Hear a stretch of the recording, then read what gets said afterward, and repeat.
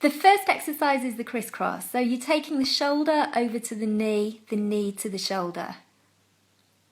To make this a little bit harder, we're going to add a leg extension. So we lengthen that leg up to the ceiling or wherever you can get to today. Just make sure you're not forcing the head forwards. Keep the neck nice and long.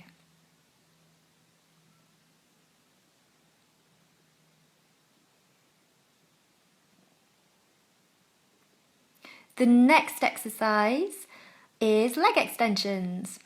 So the spine is in neutral here. You're just making sure that the back isn't popping off the floor, especially when you take the legs towards the ground.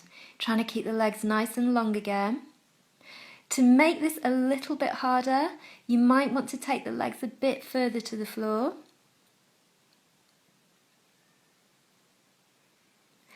And here I am coming up, lifting the upper body and taking the legs to the floor a little bit further.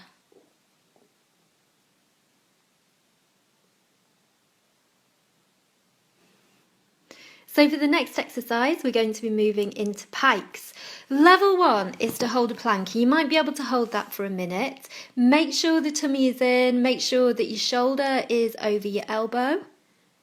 Level 2 is to move more into a pike position.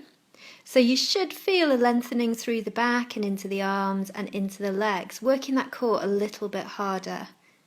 And then our last level is to move up into a pike and then take the leg out to the side as you move back to plank. And you should feel a contraction working its way through the waist and into the obliques.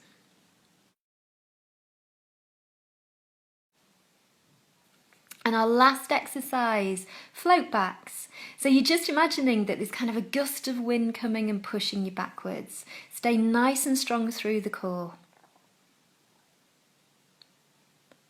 So making this harder again, we're going to lift one arm up towards the ceiling. Now I'm going quite far back with it.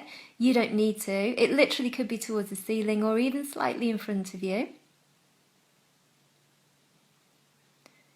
Keep the arms long, keep them strong. And our third variation is to take both arms up.